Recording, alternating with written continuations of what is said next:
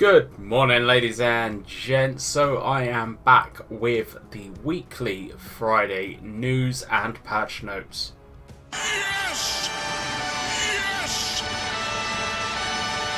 So it's Friday, we're back with another weekly patch notes video, and this week has been fairly quiet in comparison to last week. I believe this week we did have the Shield Maidens drop. Every day to me is currently a blur. I'm pretty sure it was this week the Shield Maidens dropped, and the Shield Maidens have already had a buff as well. But before I get into that, just want to cover all the other news articles first. So this weekend until April the 26th, there is a 15% bronze boost from matched battles. So if you are poor, if you are in need of some bronze, then take in grey and green units into siege battles, into field battles. You will have a 15% bonus to the bronze that you make from each of those battles. It does add up, and it will allow you to kind of stack up a little bit more bronze than you would have otherwise been able to. The reason why I'm saying take grey units and green units in is because they are very, very cheap to repair as well. So you are actually going to be making a lot of bronze if you do play a lot of siege battles and field battles. Obviously, you have to play them very, very sensibly if you are taking grey and green units in, because they're not the most powerful damaging units, but if you need to do it to make some bronze, then you got to do it. It's one of those things you got to do. Next news article I want to cover is the classic collector's packs. Now, these are two of the packs which have been reduced by just over 40% each.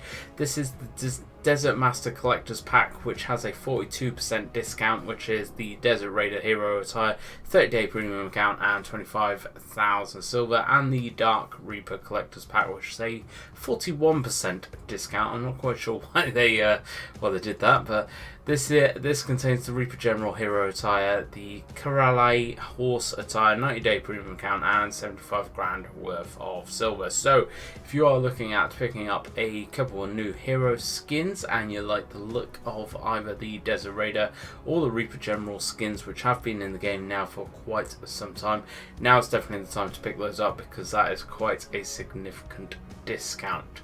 A couple other bits and bobs on the news articles throughout the week. They have looked at the Longsword and Shield and published an official guide for that unit's class. So if you need to check that out or want to check that out, go over to the news and have a look at that. Other than that, really not too much this week at all has come out. They have put out a unit guide for the Shield Maidens as well, so definitely go and check that out. Jumping into the patch notes for this week, then the 22nd of the 4th, we have a few new things in the game, which is quite nice. So they have added the avatars for the avatar contest winners. These will be made available through other means after the month exclusivity, which expires on May the 20th. So there were 3 people that won this competition.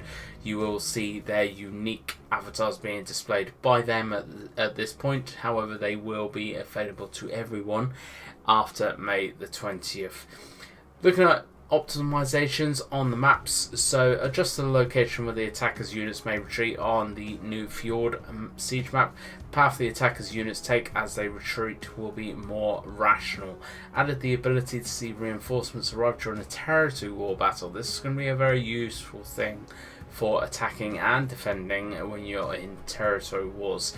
Coloured bars show how many players have loaded into the map, ready to join the fight and replace fallen members on your team. So no longer do you need to ask, is there people in queue, is there people actually ready to jump into the battle? It will show you the different coloured bars now of actually how many people are ready, how many people are still loading into the battle map. On the world map as well, they've also added the ability to search for cities, villages and forts by their name, which is going to save so much aggro trying to find different places, because honestly it's a pain in the ass for some villages and some towns. It's really difficult to find them. Now we can actually just type in part or the extent of their name, and that will actually take us straight to it on the world map, which is a very nice quality of life change to see. Another miscellaneous change is when an event is active, right-clicking on an event item enables you to quickly access the exchange menu it is related to as well. So actually, when we have all these different bits and bobs drop from battles, we can actually just right-click it and see what it is actually going for, or what we actually need it for, which is going to be quite nice. Now the Shield Maidens have a bit of unit balancing and optimization. I'm just going to read those out in the entirety for them. So the Shield Maidens adjusted the timing of the buff acquired when using Guardian while the Shield Maidens wield their spears. They will now buff allies when they are close enough and will no longer be forced to raise their shields. Improve the AI of the skill cover commander while the Shield Maidens wield their spears. They will now battle more actively when near the Warlord and will use triple strike more often. Boosted their stand firm skill. Now when the Shield Maidens are wielding their spears, they will no longer be knocked down by cavalry charges. Cavalry units can still attack them from behind to break their formation. Please do let me know down in the comments below if you've actually tested this so far, and the one that I'm really interested in seeing if they still get knocked down is the Winged Hussars and their unrelenting charge. It'll be interesting to see if that charge still knocks them down or if actually they're affected by this change as well. So the Shield Maidens have had a fair decent buff. I am playing through them at the minute. I still believe Berserkers are the best units of this season, but I'm still learning Shield Maidens. I will give a full overview on that in a different video. So looking at the bug fixes, for the Warlords, they have resolved an issue where Monstrous Blade skill for Nadachi Warlords dealt extra piercing armor penetration and slashing armor penetration. They've also resolved an issue where the display effects of more Warlords combo strikes would disappear. Looking at the units, so resolved an issue where models in the unit challenge menu would sometimes remain when they shouldn't. Resolved an issue where expired auxiliary units could still be taken into your army by talking to the Watchman. Resolved an issue where sound would disappear when selecting the Sons of Fenrir within the barracks and unit challenges interface, and then a couple of other issues. Mainly for the Archer Militia. I don't think really anyone plays these because these are a very poor grey unit. Maps, they have resolved an issue where attires were not displayed on the deathmatch map Cliff Jewel. Resolved an issue with the hold display for the large ships setting forth from Anadolu. Resolved an issue where some models of attire combinations didn't display correctly on the world map. Miscellaneous fixes. Resolved an issue where some text didn't fit within the borders. Resolved an issue where the reins on the Sleipnir horse attire didn't display correctly. And finally, resolved an issue where the model for the horse of the sea attire didn't display correctly on the world map. Not a huge amount of stuff has changed this week. Not a lot of like big kind of game breaking changes.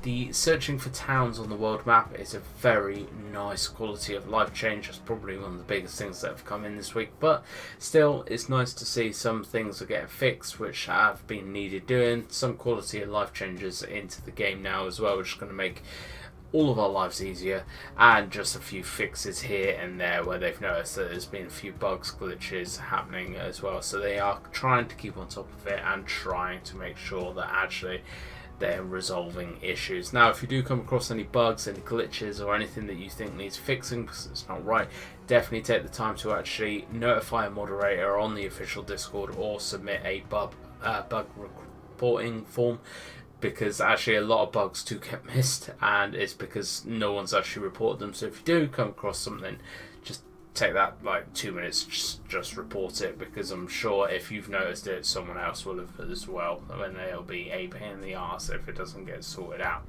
Thank you very much for watching, folks. This is just the weekly update video. Let me know if you are still enjoying these. Hit that like button, hit that share button, hit that sub button, and as always, I hope to catch you out on the battlefield.